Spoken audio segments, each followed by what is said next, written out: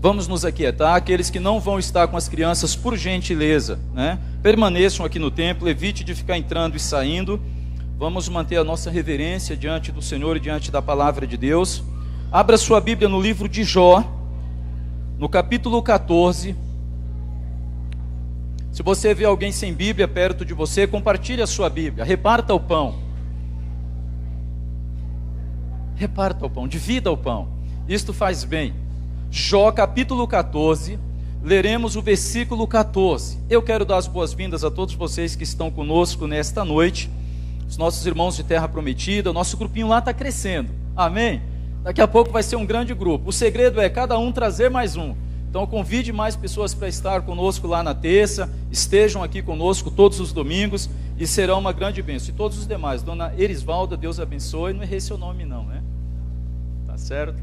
Deus abençoe, seja bem-vindo, e todos os demais também estamos agradecidos pela sua presença. Jó capítulo 14 e o versículo 14. Eu gostaria de ler com você nesta noite esta palavra e a partir do final deste versículo ter uma reflexão com você. Morrendo o homem, porventura tornará a viver? Todos os dias do meu combate esperaria, até que viesse a minha mudança. Vamos ler novamente, eu gostaria que você acompanhasse o final do versículo, a parte B do versículo. Todos os dias do meu combate esperaria, até que viesse a minha mudança. Gostaria de iniciar hoje, talvez eu termine domingo que vem, talvez no outro domingo, no último domingo do mês. Aí vocês já pensam assim, ufa, ele vai pregar todos esses domingos aí em sequência, misericórdia, né? Se o pastor Roberto ficar bem, eu deixo ele pregar a segunda parte. Eu concedo a ele essa graça, né, de poder pregar. Uma reflexão acerca de mudanças. Amém? Nós vivemos num mundo em que acontecem muitas mudanças, e as mudanças acontecem de modo muito rápido, sem prévio aviso, sem muitas vezes dar demonstrações de que elas acontecerão, sem manifestação de sinais, elas simplesmente acontecem. Agora, no aspecto pessoal, nas nossas vidas, também acontecem mudanças, constantemente. E muitas vezes nós não nos atentamos para o fato de que as mudanças estão acontecendo. Mas não é sobre isso que eu quero falar, nem sobre as mudanças que acontecem no mundo e nem sobre estas mudanças que acontecem na nossa vida, no nosso dia a dia. Eu gostaria de falar a respeito do nosso desejo, da nossa sede, da nossa vontade de mudança. Me parece que há em nosso coração uma grande expectativa, uma ansiedade até, de que aconteça alguma coisa extraordinária, que revolucione a nossa vida. Eu estou errado? Você gostaria que acontecesse uma revolução na sua vida? Você fica naquela expectativa de que, de repente, aconteça algo que transforme a sua realidade, que transforme a sua condição, que transforme o seu estado, que transforme a condição que você está vivendo, e que tudo se torne melhor, que os seus dias se tornem menos cinzentos, que a sua vida se torne mais alegre, que o seu sorriso se torne mais espontâneo, que a vida se torne mais leve, que o fardo caia por terra, que a tristeza bata asas e vá lá para o raio que aparta, né? Sei lá onde que é esse negócio, sei que o pessoal fala, vá para a casa do chapéu. Outro dia eu descobri onde que é a casa do chapéu. O chapéu mora aqui em Calmon Viana, né? Lá tem um senhor de nome Chapéu. Então se alguém mandar você para lá, pega o endereço e vá lá em Calmon Viana, é lá que ele mora. Que a tristeza desapareça, que a aflição, a angústia, aquele pesar, aquelas inquietações da vida, ou seja, nós ficamos esperando que aconteça alguma coisa na nossa vida que transforme a nossa vida no mar de rosas, no país das maravilhas, naquele sonho, né? Agora eu estou rindo à toa, eu estou muito feliz, as pessoas olham para mim e dizem, grandes coisas o Senhor fez na vida dele, como ele está feliz, como ele está alegre. Nós não ficamos com estas esperanças no coração? Você gostaria que acontecesse uma revolução na sua vida? Ou você está bem? Se tiver, amém, glória a Deus, é assim que tem que ser. Você está satisfeito com a sua vida ou você acha que precisa de alguma mudança, de alguma melhora? Quais aspectos da sua vida você gostaria que mudasse, que ficasse melhor? Sua vida profissional, de repente? Eu queria que acontecesse uma revolução na minha vida profissional, que eu pegasse uma promoção, melhorasse as minhas funções, saísse daquele serviço duro, pesado, daquele trabalho sujo, não sujo no sentido pejorativo, né? Mas sujo no sentido de que suja mesmo. Que meu salário aumentasse, que eu passasse a ser chefe, a ser líder, tomasse o lugar do meu encarregado porque ele não presta. Queria que acontecesse alguma coisa assim extraordinária na minha vida profissional. Ou você queria que acontecesse uma mudança na sua aparência, por exemplo? Tem pessoas que falam assim, não, eu decidi mudar, né? Aí vai para o salão, não, tinge esse negócio aí, ou então raspa tudo, né? Ou então coloca lá o brinco, coloca lá o piercing, coloca lá a tatuagem, o diabo a quatro, porque tem gente que está querendo cada vez mais ficar parecido com um capeta, parece, né?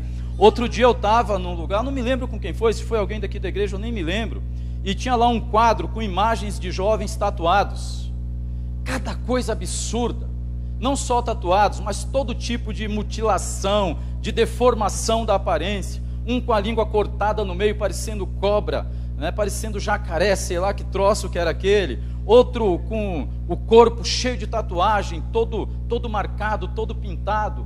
Aí tem gente que olha e fala, nossa, que bonito, eu vou fazer igualzinho. Mas que acontece uma revolução na sua aparência. E tem gente que pensa assim, que mudando a aparência vai mudar tudo. É verdade que às vezes esse negócio mexe com a autoestima, né? Mas tem gente que parece que não está querendo mexer com a autoestima, só está querendo chamar a atenção. Me parece que tem muita gente que muda a aparência para ver se as pessoas prestam atenção nelas, para tentar se impor de alguma forma. Então tenta passar aí por uma mudança no aspecto físico. Eu aposto, porque chama atenção. O Tiago está fazendo uma campanha maluca, mas ele vai ficar careca e não vai conseguir me convencer a passar a máquina zero na minha cabeça. Deixa acontecer o processo naturalmente. Para que forçar? Não é verdade? Não vai acontecendo naturalmente? Vai acontecendo. Então ele vai ficar careca e não vai ver eu fazendo isso. Ele que faça. Agora eu aposto que se eu fizer, eu vou chegar aqui e todo mundo vai começar a rir. Vai chamar a atenção. Outro dia um pastor aqui de Ferraz de Vasconcelos apareceu na reunião da ordem. Quando nós olhamos para ele, não dava para segurar. E aí ele tentou justificar que o cara lá, o barbeiro, errou e tal, não sei o que, ele teve que tirar tudo, não sei, problema dele. Mas tem pessoas que estão querendo mudar apenas para dizer, se eu estou aqui, presta atenção em mim, olha para mim. Então, se você tem essa necessidade dentro de você, sente que precisa, sei lá, provar alguma coisa para alguém, mostrar alguma coisa para alguém, pense numa maneira saudável, bonita, legal, interessante, simpática de fazer isso. Amém? Não vai se deformar, se pintar, mudar aquilo que Deus fez na sua vida, apenas cuide do que Deus fez. Se Deus te fez moreno, continue moreno. Se Deus te fez loiro, continue loiro. Se Deus te fez negro, continue assim. Se Deus te fez índio, continue índio. Mas tem gente que está querendo passar por um processo de mudança da espécie, até querendo se deixar de ser humano para ser animal, por exemplo, porque o que estão fazendo consigo mesmo. O Tiago me falava outro dia que ele foi lá para Osasco, até me preocupa essas idas dele para lá, porque está tendo uma moda lá terrível, que os jovens estão literalmente se mutilando, decepando partes do corpo, fazendo o que era tatuagem, agora eles estão fazendo ferimentos no corpo, pigmenta o olho para ficar com aquela coisa tipo vampiro, né? Coisa do demônio esse negócio. Pastor, é cultura, é moda, é modernidade isso daí. O inferno se renova também, né? O inferno vai se modernizando a cada dia, não é verdade? E as pessoas vão nessa. Então, precisa de uma mudança na aparência. Existem algumas coisas que podem acontecer conosco e que mudam a nossa aparência. Mas eu vou deixar para falar isso depois. Você quer uma mudança na sua vida financeira? Eu queria que acontecesse uma revolução na minha vida financeira, porque esse negócio parece que não melhora, não muda, não anda, né? As coisas não acontecem, e olha que eu trabalho, mas o dinheiro parece que some, e sempre tem mais contas do que dinheiro, sempre tem mais dívida do que do que rendimentos e tal. Queria que acontecesse uma revolução na minha vida financeira. Quem gostaria aí que acontecesse isso? Só jogar na Mega Sena. Tá cheio de gente fazendo isso, né? Vamos dar uma arriscada na sorte aí. Vamos tentar a sorte, vai que funciona, né? Vai que funciona. Até outro dia teve um caso interessante, vocês devem ter visto na televisão, 2 irmãos, acho que era aqui da região de Guarulhos, pedreiros, ganharam lá numa dessas loterias aí 7 milhões, e os caras deixaram o dinheiro guardadinho e ficaram trabalhando de pedreiro para ninguém perceber nada. Eram pedreiros felizes, caras com 7 milhões na conta, e estão lá trabalhando. Mas aí alguém, não sei como, ficou sabendo que eles tinham ganho esse dinheiro e sequestraram os caras, ou sequestraram um deles, não sei como foi lá. E aí eles ficaram chateados e falaram, realmente o dinheiro não traz felicidade, e parece que eles resolveram doar o dinheiro todo para uma instituição de caridade, e se libertar daquele negócio e continuar sendo pedreiros, porque eles eram muito mais felizes antes dos 7 milhões. Percebe? Mas você gostaria que acontecesse uma revolução na sua vida financeira? Que Deus mandasse um anjo para depositar um dinheiro lá na sua conta? Ah, pastor, nem conta eu tenho. Corre lá, abre uma. Quem sabe o anjo aparece lá essa semana aí. Tá cheio de gente por aí dando esse tipo de testemunho. Agora tem uma bispa por aí que está metendo louco no pessoal, né? Essa expressão, aquela é uma trambiqueira de mão cheia. Ela começou, eu já falei dela aqui, ela começou com o negócio da unção do embelezamento. Mas assim, de acordo com a oferta que você der, a beleza vem mais rápido e vem mais avantajada, né? O negócio fica mais caprichado. Não é verdade? Então, agora essa semana ela estava vendendo a fronha dos sonhos.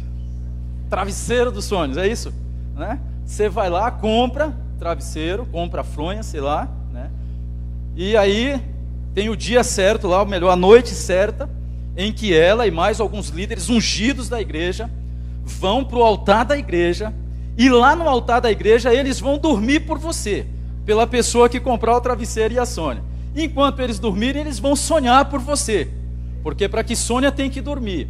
E aí a sua vida vai mudar, vai virar uma grande revolução, e não vai faltar mais nada, você vai ser grandemente abençoado. E tem gente indo atrás dessas coisas porque gostaria de experimentar uma grande revolução na sua vida. Alguma coisa que lhe tire do vermelho para sempre, que faça tirar o pé da lama, né? Deixa esse negócio tudo sinalzinho demais lá na conta bancária, tudo azul, tudo mil maravilhas. Você gostaria que acontecesse uma revolução na sua vida financeira? Ela pode acontecer. Você sabia disso? E eu estou falando sério. Mas a receita também a gente vai dar depois. Você gostaria que acontecesse uma revolução na sua vida familiar? Ah, pastor, a minha casa, lá está tudo errado. Lá só eu que enxergo as coisas, só eu que quero melhorias, só eu que vejo que está errado e que precisa mudar. Eu sou a única pessoa que se importa com a situação lá. E eu gostaria que acontecesse uma revolução no meio da minha família, no meio da minha casa. Tem pessoas buscando isso, né? Eu vou lá fazer a campanha das 7 semanas em favor da minha família. Olha, é útil, é importante orar, buscar Deus em favor da família, não estou dizendo que não. Mas não pense que uma campanha de 7 dias vai trazer todas as respostas e soluções que você precisa. Não, mas eu queria que o meu casamento passasse por uma grande revolução. Mas o problema é o traste do meu marido, ele não entende isso. O problema é a minha esposa, ela não enxerga que precisa disso. Mas eu queria que o meu casamento acontecesse assim, que fosse uma mudança, uma transformação mesmo, igual aquelas de televisão assim, né, que você não reconhece mais a pessoa. Eu queria que isso acontecesse no meu casamento. E que o meu casamento se tornasse o casamento dos sonhos. Aquele casamento da imaginação, da fantasia das noivas antes de casar. Eu queria que o meu casamento fosse aquele. Você gostaria que acontecesse isso? Agora, para que estas mudanças aconteçam na nossa vida pessoal, nossa aparência, nossa vida profissional, financeira, familiar, conjugal, para que ela mude, parece que nós temos várias vidas, né? Na verdade, esses são aspectos da nossa vida. Para que estas mudanças aconteçam, o que precisa? O que é necessário? Nós lemos no texto, Jó está num processo de lamentação, e ele teme a morte, e ele imagina que se acontecesse a morte, ele não viveria tudo que ele sonhava, tudo que ele imaginava, tudo que ele desejava no seu coração. Ele imagina que se a morte acontecesse para ele naqueles dias que ele estava vivendo, de sofrimento, de perdas, de enfermidades, de angústia e de agonia, ele não teria possibilidade de mostrar para as pessoas o quanto ele era feliz, o quanto ele verdadeiramente desejava viver e sabia viver, porque Jó era um homem que sabia viver. Então ele teme a morte, por isso ele neste momento de angústia, ele pergunta: morrendo o homem, voltará a viver? Ele está com medo da morte física, ele está preocupado em que a morte aconteça sem que os seus sonhos se realizem, sem que a sua restauração aconteça. E aí então ele diz, no meio da sua lamentação: todos os dias da minha labuta, todos os dias da minha peleja, é o que está aí no final do verso 14, todos os dias da minha aflição, do meu combate, da minha luta, eu esperaria a minha mudança, eu esperaria sair desta situação, eu esperaria, se o Senhor me der vida, se o Senhor permitir que eu continue, eu esperarei a minha mudança, todos os dias da minha labuta, da minha aflição, da minha dor, do meu desespero. E é o que todos nós esperamos, é o que todos nós desejamos. Amém? Pergunte para você mesmo: eu desejo que aconteça alguma mudança na minha vida, ou está bom assim? Para que mexer, né? Ele fala assim: se mexer estraga, né? Para que? Deixa como está, deixa quietinho, está tão bom assim. Tem gente que se sente confortável mesmo quando as coisas não estão bem, às vezes já se acostumou com o mal, como eu falava lá na Terra Prometida terça-feira, mas a gente se acostuma com algumas coisas que não deveríamos, alguma situação que na verdade nós deveríamos lutar contra elas, fazer todo esforço para que elas fossem diferentes, mas nós nos acostumamos e nos acomodamos. Mas me parece que esse estado de acomodação, de conformismo, de satisfação mesmo quando as coisas não estão bem, é um estado de letargia, de apatia diante da vida, é um estado de total insensibilidade às realidades, e me parece até um estado de morte, porque tem muita gente que está viva apenas no sentido de que está respirando, de que pode enxergar, pode se locomover, pode se mover, mas por dentro está morta. Está morto emocionalmente, está morto espiritualmente, está morto mentalmente, e está, portanto, conformado, porque o morto é a pessoa mais conformada deste mundo. Você sabia disso? O morto não se mexe para nada, se ele se mexer também cria um baita de um problema, né? Já pensou você no velório, de repente o morto se mexe, se move? Lembra a história que aconteceu lá na Bahia uns 2 anos atrás? O cara sumiu, foi trabalhar, ninguém sabia o paradeiro dele, daí acharam um morto lá e falaram: é o fulano de tal. Aí o pai foi lá e reconheceu: é o dito cujo. Lembra da história? Foi lá na Bahia, pessoal. E aí foram fazer o velório do cara, tá lá velando e tal. De repente alguém conhecido fica sabendo, liga para ele lá no trabalho dele, fala: olha, você tá aí?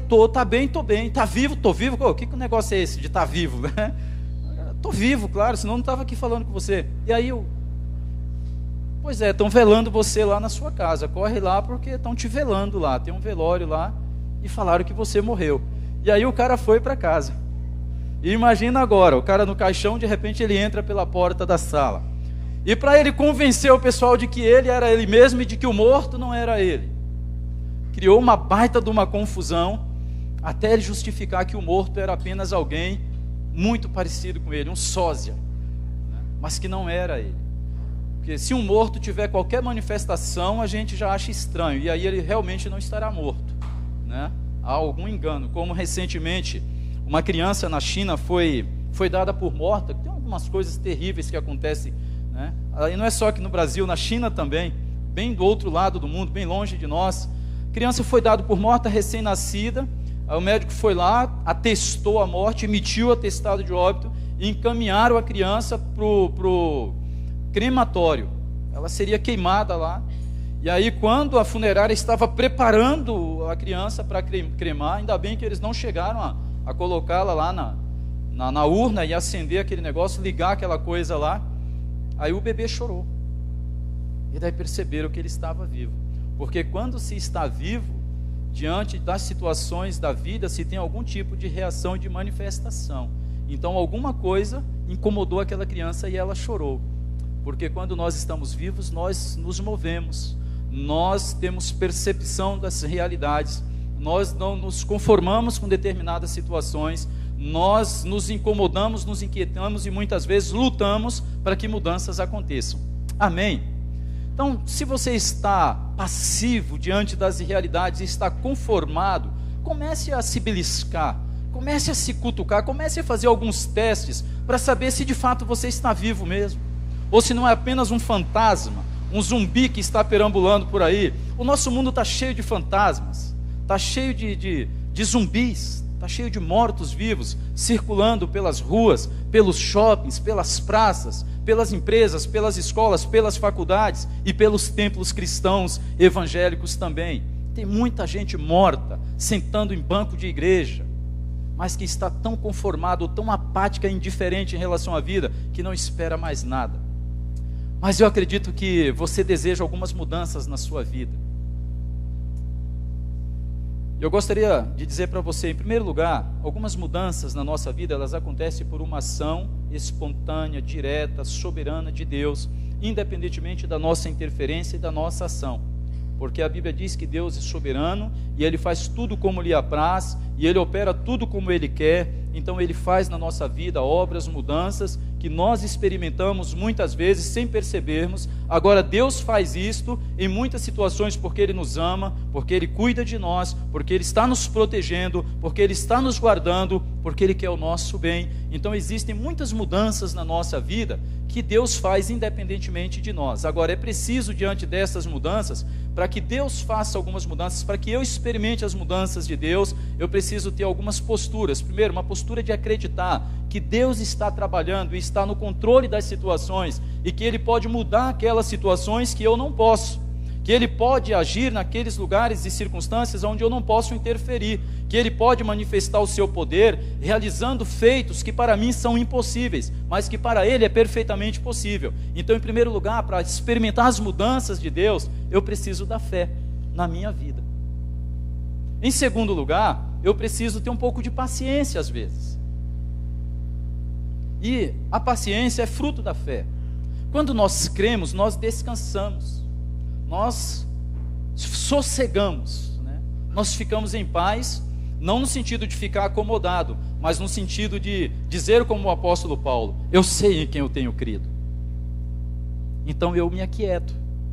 Deus disse isso para Moisés, quando o povo estava inquieto e desesperado lá na travessia do Mar Vermelho. Deus disse para ele: aquietai-vos e sabei que eu sou Deus. Fiquem quietos e vejam o livramento do Senhor. Então para de espernear, para de se sacudir, para de se desesperar, para de ficar igual barata tonta, porque quando você faz isso, você sofre mais desnecessariamente, você complica mais as situações desnecessariamente, você paga um preço muito mais alto e não resolve nada. Então o segredo é paciência diante das mudanças que Deus pode operar na nossa vida. E tem algumas coisas que Ele vai mudar, tem outras que Ele vai nos ensinar a conviver com elas, e vai nos dar graça para nós convivermos com elas. Amém? Presta bem atenção na oração de Paulo em 2 Coríntios, no capítulo 12. Ele fala acerca das experiências que ele teve como apóstolo, visões, coisas tremendas que Deus mostrou e permitiu que ele experimentasse. E aí ele diz assim: para que eu não me gloriasse das visões, para que no meu coração não houvesse orgulho, para que em mim não houvesse presunção, Deus colocou um espinho na minha carne, um mensageiro do diabo para me esbofetear. Até hoje existe uma disputa entre estudiosos da Bíblia para entender quem era esse mensageiro de Satanás, que draga de espinho que era esse que estava lá na carne de Paulo que ele fala, mas ninguém sabe o que é. Alguns dizem que era uma enfermidade, outros dizem que era a necessidade de uma esposa, porque Paulo parece que era solteiro, outros dizem que era perseguição, alguns dizem que era a visão que ele perdeu por causa dos apedrejamentos que ele sofreu. Nós não sabemos o que era, mas o fato é que era alguma coisa que atribulava e tirava a sua paz e o deixava inquieto. E ele diz assim que por causa disso ele orou 3 vezes insistentemente a Deus. E a resposta divina a ele se repetiu também por 3 vezes, da mesma forma, dizendo: a minha graça te basta. Só que o problema é que a graça bastava para Paulo. E ele disse assim: por isso eu tenho prazer no meu sofrimento, nas minhas fraquezas, nas minhas labutas, nas minhas dificuldades. Porque quando eu penso que sou fraco, então eu sou forte. Aí a graça era suficiente para Paulo, mas para nós não é. Porque nós não nos conformamos em ter só a graça de Deus. Então nós nos inquietamos e nos desesperamos. E eu vou dizer uma coisa para você: muitas vezes nós atrapalhamos o agir de Deus na nossa vida, muitas vezes nós desperdiçamos bênçãos de Deus, muitas vezes nós emperramos o agir de Deus no nosso ser, na nossa vida, porque nós não temos a capacidade de crer e nem de esperar pacientemente que o Senhor faça aquilo que Ele é capaz e se propõe a fazer na nossa vida. Então, se você deseja experimentar as mudanças que Deus pode fazer na sua vida, se proponha a crer mais, a conhecer melhor o seu Deus, a descansar nele e a saber que Ele é poderoso para fazer tudo infinitamente mais, além do que nós pedimos ou pensamos. Mas é preciso crer, é preciso se aquietar diante dele. Amém? Deixa as tuas inquietações, preocupações, cuidados, medos, temores, deixa tudo isso lá no altar de Deus. Lançai sobre Ele a vossa ansiedade, porque Ele tem cuidado de vós. Aquietai-vos e sabei que eu sou Deus, diz o Senhor. Mas existem também algumas mudanças que acontecem na nossa vida, que muitas vezes são mudanças que ocorrem naturalmente devido às realidades e às circunstâncias da vida. Ou seja, acontecem porque a vida tem um curso natural, as coisas mudam. De repente eu estou lá no meu trabalho, aí chego lá de manhã: olha, a partir de hoje nós não vamos mais precisar do seu trabalho, você não faz mais parte do nosso quadro de funcionários. Ou de repente você tem lá a sua empresa e um belo dia o cliente fala: olha, a partir de hoje não preciso mais dos seus produtos, nem dos seus serviços, não precisa mais ligar, não precisa mais mandar e-mail, não precisa mais mandar o vendedor aqui na minha porta. Às vezes você chega lá, o vizinho criou uma situação e um problema lá que te perturba, que te causa prejuízo. É uma mudança que vai acontecer na sua vida sem a sua interferência, sem que você esperasse, sem que você tenha feito nada. São mudanças circunstanciais e que acontecem naturalmente, porque a vida tem um curso, a vida tem uma dinâmica, a vida tem o seu jeito de ser, e nós não podemos impedir que a vida aconteça, nós não podemos impedir que ela se manifeste como ela é, e nós não podemos mudar o seu curso em muitas situações, em muitas questões, porque nós não temos o domínio nem o controle das circunstâncias nas nossas mãos. Mas eu gostaria que você soubesse de 2 coisas no que diz respeito a estas mudanças que acontecem sem a nossa interferência. Primeiro, muitas delas acontecem porque você tem um inimigo, um adversário que se chama Satanás ou o diabo, que ele não quer ver você bem, ele não quer a tua felicidade, ele não quer a tua vitória, ele não quer que você seja abençoado, ele não quer que você seja bênção, ele não quer que você seja feliz, ele não quer que você seja alegre, ele não quer que você desfrute da graça e dos privilégios de ser filho de Deus. Então a Bíblia diz que ele trabalha dia e noite para roubar, matar e destruir, e ele anda ao seu derredor bramando como um leão, tentando te devorar. Ele não tem compaixão, não tem piedade, não tem qualquer senso de misericórdia. Então ele investe contra você impiedosamente para te destruir, para que você seja um derrotado, desgraçado, miserável, infeliz na vida. E é assim comigo também. Então nós precisamos entender que muitas das mudanças que acontecem é porque há uma ação contrária do inferno contra a nossa vida, e contra as quais nós precisamos estar fortalecidos no Senhor, porque é o único jeito de lidarmos com elas.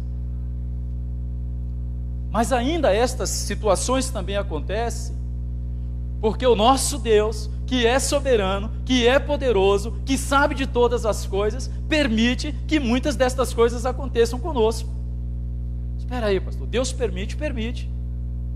Deus permite. Deus permite que alguém bata no meu carro, Deus permite que alguém me roube, Deus permite que alguém me assalte.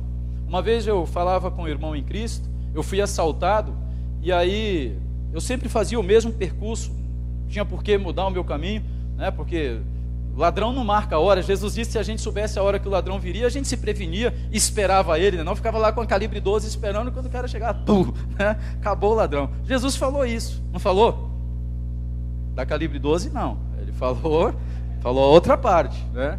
Falou que a gente ficava esperando o ladrão e não ia deixar ele roubar. Mas a gente não sabe, eu fui roubado e tal, aí esse irmão outro dia me deu uma carona, me deixou no caminho mais perigoso, e porque ele não me levou até em casa, né, já que ele... Mas ele falou assim, Jô, você não tem medo não? Eu falei assim, eu não, posso até ser roubado, mas eu não tenho medo. Aí ele respondeu para mim assim, pois eu tenho medo, mas eu sei que Deus não vai deixar eu ser roubado. Eu falei, então Deus gosta dele e não gosta de mim, porque Deus deixou eu ser roubado, mas não vai deixar ele?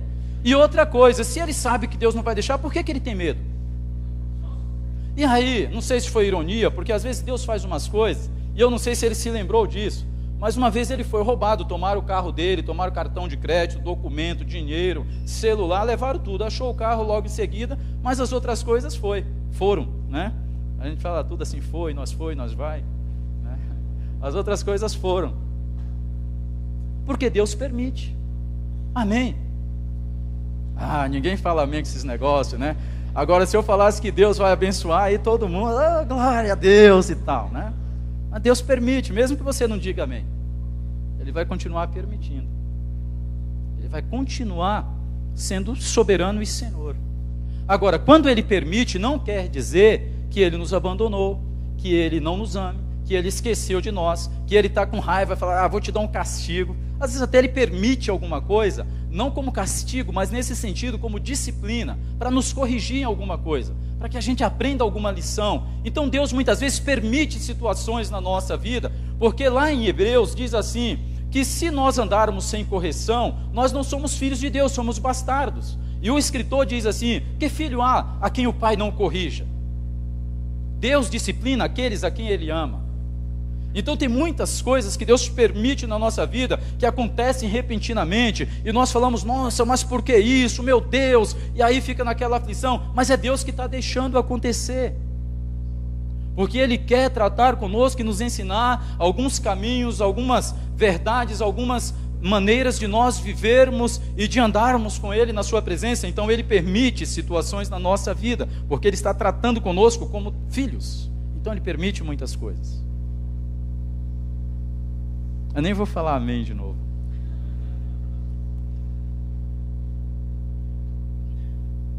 Para lidar com essas situações, o segredo está em Efésios capítulo 6, verso 10. Fortalecei-vos no Senhor e na força do seu poder. Esteja sempre pronto, esteja sempre preparado. E aí a pergunta é, você está pronto para isto? Esse daí foi na Cristolândia. Quem foi que respondeu? Porque esse é o grito de guerra da Cristolândia. Você está pronto para isto? Às vezes os caras não estão prontos para porcaria nenhuma, mas eles gritam, sim, eu estou, né? Sim, eu estou, sim, eu estou. Nós temos que estar prontos, temos que estar preparados, porque nós não sabemos quando estas mudanças repentinas, inesperadas, muitas vezes desagradáveis, dolorosas, nós não sabemos quando elas acontecerão. Nós não sabemos.